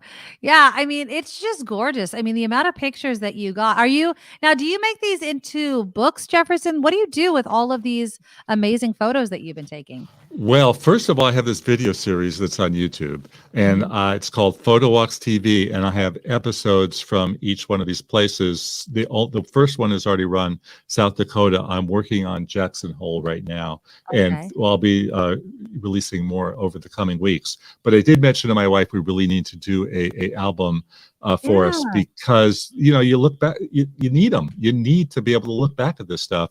I was better about it when they started making books a few years ago, and I sort of fell down on the job. But I'm gonna, the fact that I have these organized makes it a lot easier. So I will get one of these albums made. Just so go back to the George Washington for a second. Anybody who's seen the movie North by Northwest, it's a classic from Alfred Hitchcock. There's a great chase scene at the end on the top of Mount Rushmore with Cary Grant and Eva Marie Saint. That is not Jeff and his wife Ruth. That is actually two park rangers doing some work. So it was kind of funny because you're I was not gonna allowed up. say- You're not allowed up there. No. Okay, that's what I was like, what is happening? Yeah, that's No. interesting to see people standing there. No tourists on top of his head. That'd be No. bad. And then the next picture it's a place called Wildlife Loop. It's in the Custer State Park. And they told me if we took a drive at sunset, we would see some wildlife. And gosh darn it, there's this bison just walking down the street. There you go. Yeah, I mean, these are you should definitely, the Wyoming sign, make books out of them, coffee table. But these are just gorgeous photos. They're Thanks. just so nice to kind of flip through. Look at the old mailboxes. That's really That's cool. cool. Yeah. It's just it's a world that I don't think any of us, if you've never traveled through this area, can appreciate, because we don't have towns like this. That's right. I'm surprised to see an old Wells Fargo stagecoach. I thought those were all in museums. Well, it's for the touristas. So they keep Right. it for that. Oh, look at the moose. Yeah. The same thing. They told us if we went to this lake at sunset, we would see the moose hanging, and we certainly did. Oh, that's awesome that people know exactly where to send people like you that are visiting and have never been there. You are definitely going to see this when you go there. Yeah. So I mean, it's hit and miss, and it took 3 hours to find the moose, but we finally found him. I mean, now this house right here, abandoned house, or people living in this house? There's an house. This is called Mormon Row. It's in the Grand Tetons National Park. It was a settlement in the 1880s or 90s, and it's just sort of the park now. But people love it because you have this really old house with the Tetons as the background, and it's so much fun. We have a question from Karen. How big are the bison? 5 feet, 6 feet from hoof to shoulders? Do you know? Any idea? Well, let's put it this way, Karen. The bison walked by my car. I did not get out of the car. And I just believe the bison was taller than the car, but not by much. Oh my Wow. goodness. Yeah, too big for me to stand next to. And that's Snow? the beautiful Grand Tetons National Park, and lots of snow up in those hills. Yeah, it's cold. Look how And pretty. another moose. Another moose. Welcome Idaho. to What are all Idaho. those stickers for? What are those? People all think about? they're so funny by destroying a nice sign, and I did think. Oh, that's was so it. fun. Oh, okay. Yeah. I was wondering. Is it like a tradition over here? And welcome to Victor, end of the line. And anybody who goes to Jackson Hole needs to know that they should stay in Victor. It's I paid $100 a night for an Airbnb there, and the hotels in Jackson started at $400 a night. So Wow. even a dinky little motel was $400 a night. Wow. And that's because there's not very many places to stay. There's no Yeah. place to stay, and people will pay it. Yeah. That's where you can get the best Huckleberry Shake in the world, at the Victor Emporium. Oh. And that's what they'll tell you, they have the best shakes, and in fact they do. That's it that's back in Jackson at the Jackson Drug, which still has the counter. Nice. I bet back in, and there she is. There's Bryn holding one of her classic $10 Huckleberry Shakes, and that's half $10. Half of it, because she split it into two. She gave us two of those glasses for $10. So, and Huckleberries are rare, and they sure taste great, and it's a real experience. Nothing like a Nice. Huckleberry Shake. There it That's is. what it looks before like. making, yeah. Yeah, before making it. I don't think I've ever tasted huckleberry. You've got to go west, young girl. Yeah, I must go in the west, but the other way, go east from here. Yeah, and that was the view from this Airbnb that I just beautiful. Yeah. Nice. That is gorgeous. That is absolutely gorgeous. I mean, look at And that. and now that is an abandoned home. Yeah, I would hope so. That's in Victor. And I don't know if you can tell, but you got the Tetons right behind it. This is the other side of the Tetons from the Mormon Row picture that I showed you. So this is an abandoned. We're just driving down the road. Couldn't believe this place is abandoned with a view like that. Let's buy it. Let's go homestead it. I wonder how much stuff like land out there costs. Yeah, it's not cheap. Well, I mean, also the infrastructure, though. I mean, how far do you have to go to the store? I guess I'm just spoiled. You have to. Now we're in Park City, Utah. That is, that's an old farm that's now a tourist spot. But it's, I'm told it's the most photographed farm in the state of Utah. Huh. Interesting. Oh, look at that. Yeah, that's a laundromat. That'll get your attention.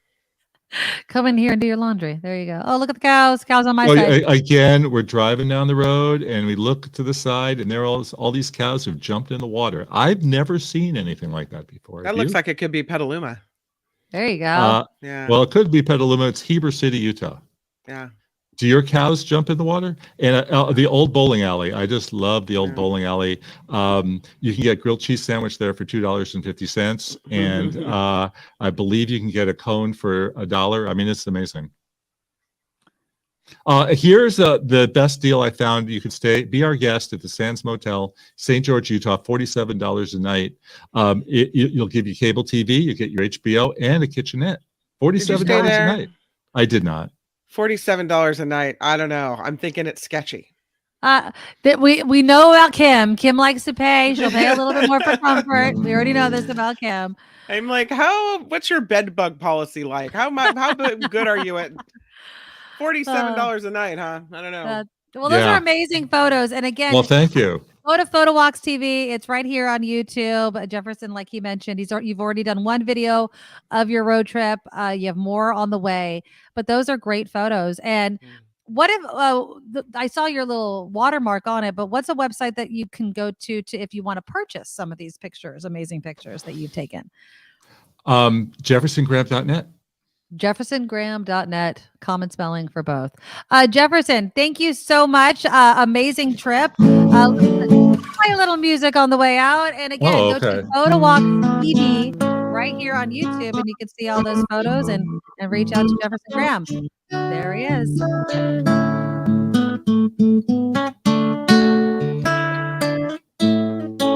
Jefferson Graham, my friend, we will talk to you next week. Thank you so much. Bye. Awesome. Yeah, Jefferson Graham. I mean, he's just so talented. And again, it wasn't all on his iPhone, but he does have great tips and tricks to take photos on your iPhone. So go check him out. YouTube, PhotoWalks TV, right here on YouTube. All right, let's get a couple headlines in, Kim, and then I'll decide what I want to talk about when we get back. Oh, I do want to talk about streaming. We'll talk about the streaming wars and how much you're willing to pay, because the price is gonna go up. That is almost guaranteed. That's after Kim's news. Now, from around the world to up your street, the Nikki Medoro Show presents News Czar Kim McAllister. Yeah, let's start with Hawaii again. The death toll on the Hawaiian island of Maui is growing as wildfires still sweep across the island. At least 36 people are dead. Hundreds of families displaced as these fires grow, fueled with strong winds linked to Hurricane Dora. The wind has also ignited fires on the Big Island. Entire blocks of homes and businesses in historic Lahaina town went up in smoke, as you can see here. Meanwhile, the mayor of San Francisco is reportedly in Honolulu after escaping the fires on Maui. That is Mayor London Breed. Yeah, I heard about that. That's frightening. Yeah. Politico reports a source said Mayor London Breed was on Maui Wednesday when the fires led to evacuations. Breed's office didn't immediately respond when Politico asked about her new location or how she was able to get to Honolulu, but she is safe and she is on another island right now. Former President Trump is lashing out against President Biden. That's not a surprise, Shocking. is it? Yeah, of course he is. There he is. I love Biden's face in that picture. He's like, what? Come on. In a pair of posts on Truth Social Thursday, Trump attacked President Biden over his border policies, saying they may go down as the greatest, most damaging mistakes ever made in USA history. Right, sure. Trump and President Biden, he called him a mental catastrophe and argued his environmental and border policies are threatening the country. Okay. Whatever. It's like you wouldn't report on this stuff if the things he said just weren't so asinine, and he knows it. So the more crazy stuff he says, the more reportable it becomes. Well, it's also hitting the point where for people within their right mind, they're just like, he's so full of it. He'll say whatever. He's just going to say whatever. He's like a child that will just lie and make up stories to get out of whatever problems he's in. Nearly 100 people in the United States and Australia have been arrested. Sorry, a child just came in the room. I'll wait till the child leaves the room. Yes, nearly 100 people in the US and Australia have been arrested on child sex abuse charges. That's why I wanted to wait. In a global investigation that began after 2 FBI agents were killed 2 years ago. So the Australian Federal Police announced this week 19 men have been arrested on charges of sharing child sex abuse material online, and at least 13 children were rescued in this joint operation with the FBI. So glad to see that something was done there. They rescued some kids and made some movement in this horrible I crime. just don't understand the sickness of some people. It is so upsetting. It's so disturbing that people would do that to children. It just freaking, the death penalty, we don't want to debate it right now, but if there's anybody that deserves it, it's the people that do that. That's exactly right. Older Americans' medical debt has soared to $54 billion in unpaid bills. Nearly 4 million older Americans reported unpaid medical bills, even though 98% of them did have insurance. And California home buyers from the state's biggest metro areas are moving elsewhere to find cheaper home prices. According to a new study by real estate firm Redfin, people from Los Angeles and San Francisco are cashing out and moving out. The study found Las Vegas the top destination, followed by Phoenix, Tampa, and Orlando. Redfin adds that the median sale price of a home in San Francisco is $1.4 million, $975,000 in Los Angeles, both numbers more than double the median prices in some of the most popular relocation cities. So, and those prices of those homes in those relocation cities are going to skyrocket as people move out there. And then what are they going to do? We'll see. We'll see. Smoke from a debris fire at the Port of Oakland is causing air quality problems in the area. That fire was burning at the Schnitzer Steel Recycling Plant well into last night. Oakland fire officials were advising nearby residents close the doors and the windows because of the poor air quality caused by this fire. They say this fire is contained, but it is expected to burn into today. And I don't know if you've heard this story. Tyrese Gibson, the actor, is taking Home Depot to court over an incident of alleged racial profiling in the Los Angeles area. The Fast and Furious actor filing a lawsuit against Home Depot for civil rights violations. He says that he and 2 of his associates were victims of racial profiling by a cashier and a manager at the Home Depot in West Hills back in February. In the lawsuit, Gibson says that the cashier refused to allow his friends to pay for items at the store with Gibson's credit card and then continued to obstruct the purchase when Gibson came back inside. The actor says a manager also caused problems for the group before the cashier finally allowed the purchase to take place. Gibson says the actions of both the cashier and the manager were racially motivated, and he is seeking $1 million in his lawsuit. $1 million. 1 million. Representatives for Home Depot have not commented on this pending litigation. So, didn't have a happy time at the Home Depot there. This is kind of an interesting story. Researchers say the skull, dating back 300,000 years, might point to a new branch on the human family tree. Look at that first picture A1 there. Wow. Really different looking skull, isn't it? Yeah. this skull was found in eastern China in 2015, but they say it's been analyzed now and it's unlike any other pre-modern human fossil ever found. The researchers from China, Spain, and the United Kingdom say the jaw in the skull doesn't fit any existing groups. They say it has features of both pre-modern and modern humans. So it all comes down to the jaw and the way apparently Well, the yeah, because I shape of mean, it, the look of but it. what about the bottom of the skull? Like, Yeah. why is it like that? You know, why? Like flat. Yeah, like it creates like this shelf or, Yeah. reverse shelf type of thing. Like the jaw is really, really low. I mean, think about putting hair on that. I mean, think about trying to wear a headband. I mean, it's just, but I'm just trying to put it like on our head, we have the whole bottom part type thing. I mean, I know that there's obviously the spine and stuff, but yeah, that's really an odd looking Isn't jaw that and weird? skull. Yeah. Interesting. Yeah, I thought that was pretty interesting as well.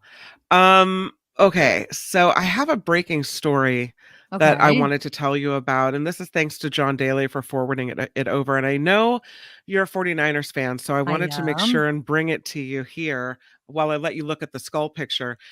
San Francisco 49ers CEO Jed York, according to ABC7, is being sued for alleged insider trading and violations of No! federal securities laws.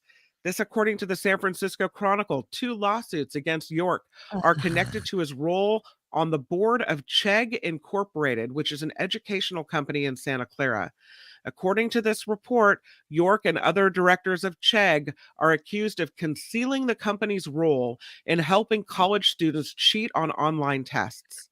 The lawsuit Um, claims the students used a Chegg account to receive instant answers to questions on exams administered online. The company's revenue skyrocketed during the pandemic with the boom in online coursework.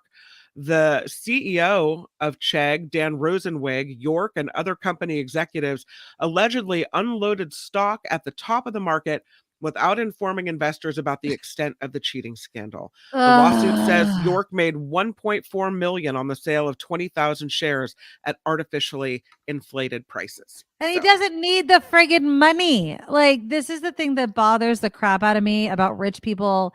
That's mhm. not a ton of money. I'm sorry, it's just not for him.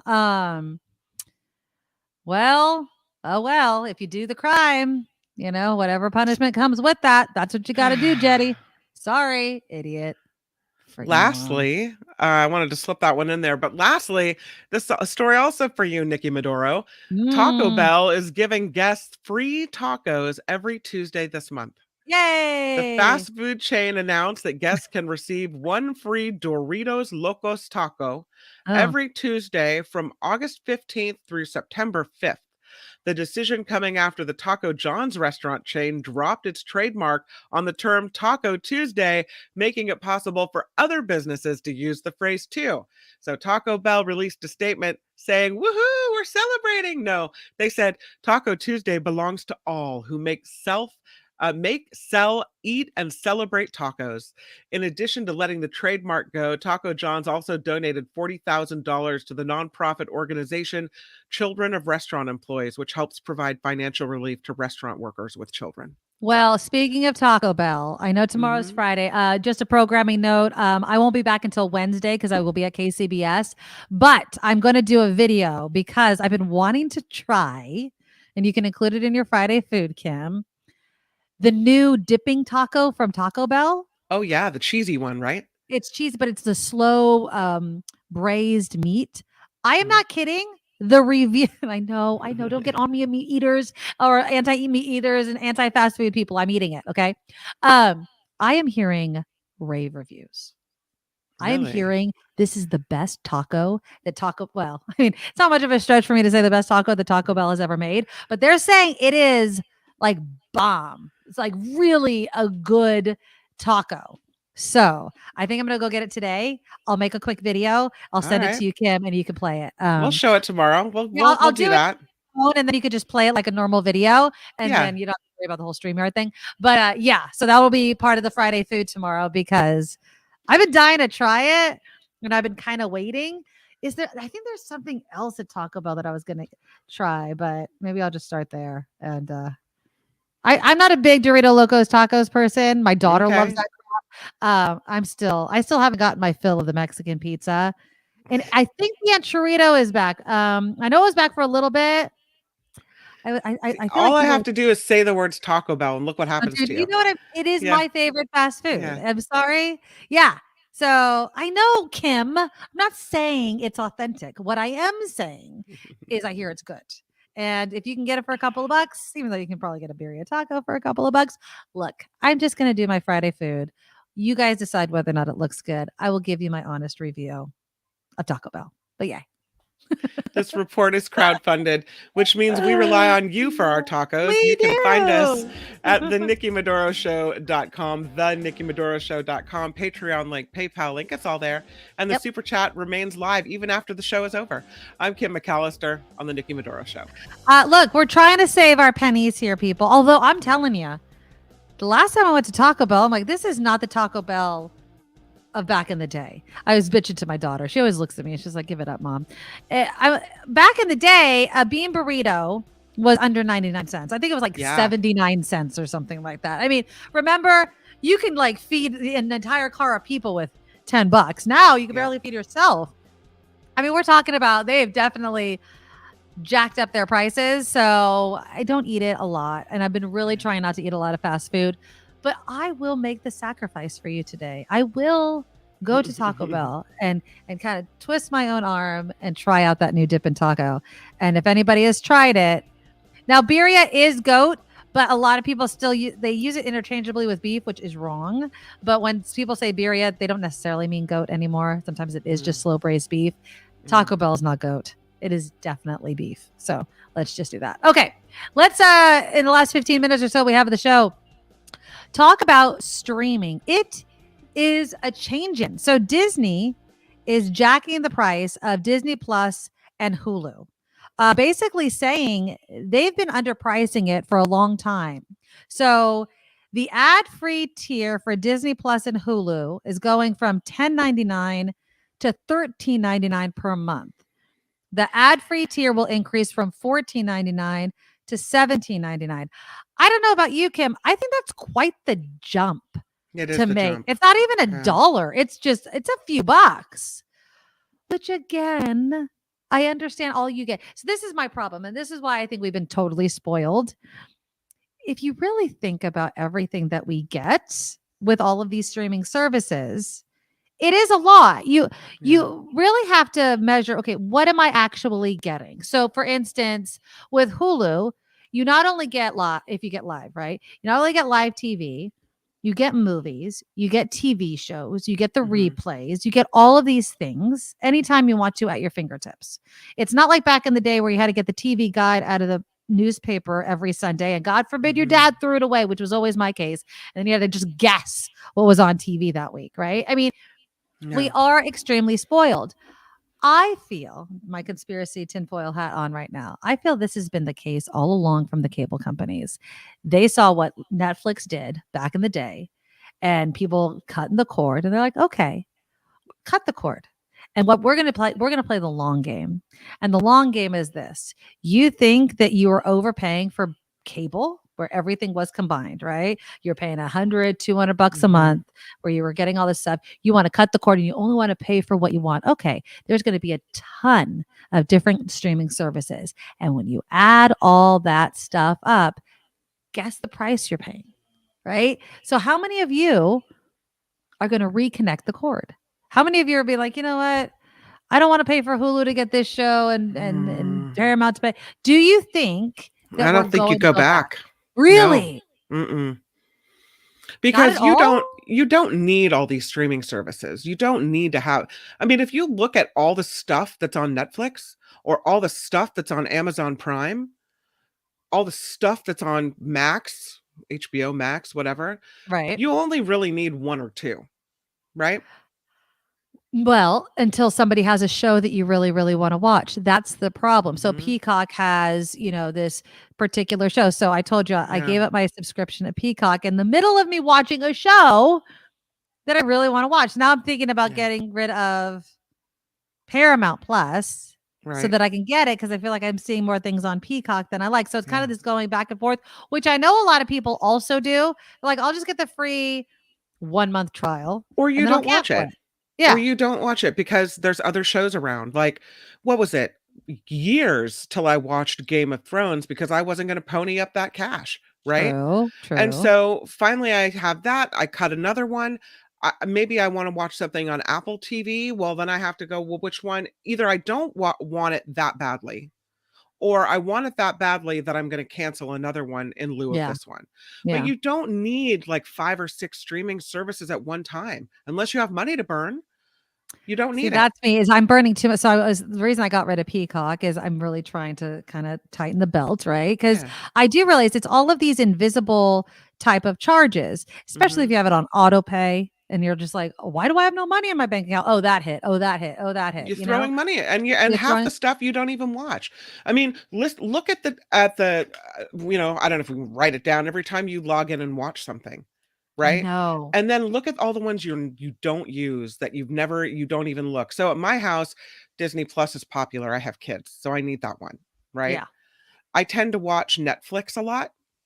Like the See, I've been someone watching Netflix a little bit more because there's this series Mhm. that I binge watched, and I like the whole binging aspect of it because What then I can series are watch. you binge I watching? just finished Heartstopper. It's a Oh, book series okay. that my daughter is into, and she Yeah. watches the show, and Julia likes that one too. it's really Yeah.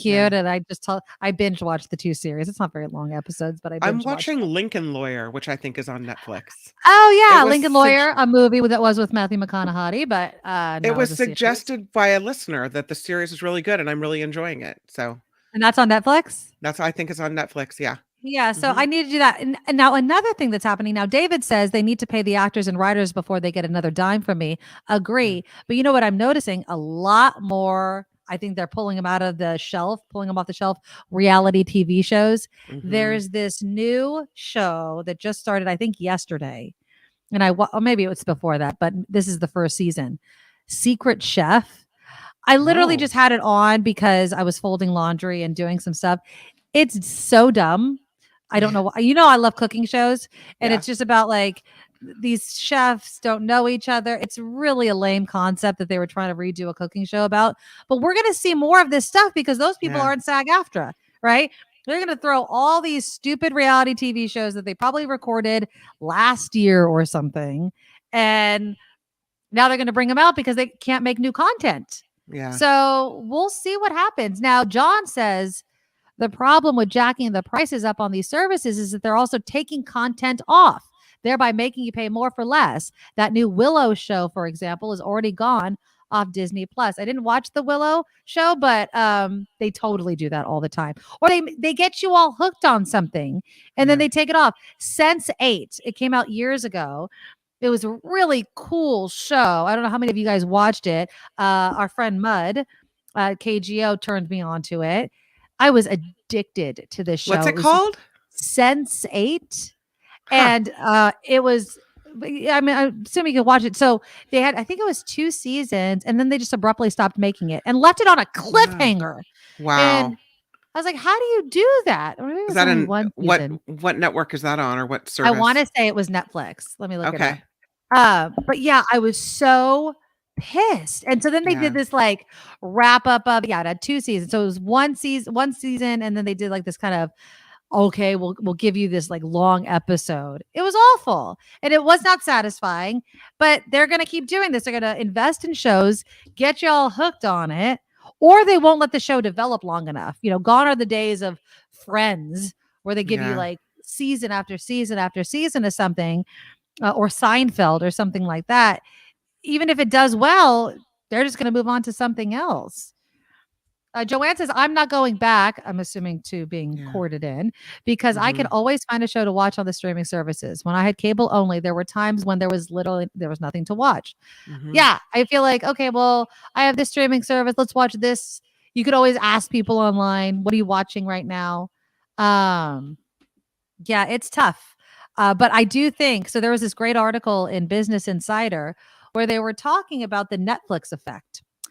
And this is what he wrote. There's been a race between major media companies to acquire users over the past several years called the Netflix effect. Streaming services have been underpriced in the name of attracting critical mass. So they gave a great deal to consumers. Think of it this way. I used to spend $15 to buy a single album on a CD, often just to get access to one song. Now I pay $11 a month for Spotify to listen to hours of whatever I want, whenever I want. I also used to have to buy a movie ticket for my whole family to go see a movie. Now I can watch it on demand for $13 a month and also watch, let's say, Only Murders in the Building on Hulu and whatever I want to watch on ESPN, thanks to the Disney bundle. And the writer says, sorry to break it to you, but that era is over. Spotify loses money offering that great deal. Disney loses money in streaming offering that great deal. So prices have to go up. That's what they're saying. That's not true, because from what Clark Reed told me yesterday is that Disney actually made money last quarter. So well, that's good. But yeah. But the writer's strike, people wanting to be paid more for the stuff that they do it, the renegotiation. You think this renegotiation is going to happen without it trickling down to our pocketbook? I mean, no. Where do you think they're going to get the money to pay higher residuals, for instance? You know they're not going to start with the CEO pay. You think Bob Iger is going to take a pay cut? He'll be laid off. He'll take a golden parachute before he takes any sort of massive pay cut to pay the residuals to people year after year after year, especially because of how the system is set up. The fact that you can't, I can also see this and just throwing stuff at the wall. You can rewatch a show on Netflix for a certain amount of time before you have to pay again for it. Or maybe pay. You've watched it 15 times. Now you can no longer watch it anymore. I'm just saying, how do you pay for the residuals? How do you pay for somebody for the popularity of a show being played and replayed, which means residuals is paying per play, right? Back in the day, it was on TV. How many times did that episode that you were in air on television? No, I don't think. I know that eventually we're going to be paying more because the shareholders need their cash, right? But I feel like these companies are making money. They are making money. They are secretive about the amount of times there's money things to are be watched. shared. There is money to be shared. It is not being shared, and I feel like there needs to be some type of accounting happening here. Yeah, before they have to pass the costs on to us. Vilma says, I get Netflix for free and I get Max for free. Are you getting it my kind of free way where you're sharing it? Because I lost Netflix. I can only get it on my phone for some reason. Max I have for free because I share my subscription with my parents. So yeah, Spotify. We have a lot of people that don't like Spotify. Apparently, it's not very loud. I have one account that I share with my kids, so I'm always messing with her playlist because I'm not going to pay for individual ones. So we'll see. I mean, honestly, I do believe, though, I do think that the streaming setup, the pricing that we're used to, it's not going to last. It's just really not going to last. There has to be a change. And it's going to come down to us. Yeah, I think there's some accounting that can be done with the higher up CEOs, but they're also one setting up the pay structure. So they're going to dig into our pocket before they dig into their own. Sorry.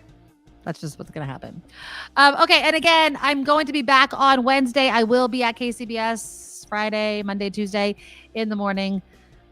Way too early in the morning. So unfortunately, I will not be competing tomorrow. Well, only for an hour. For an hour.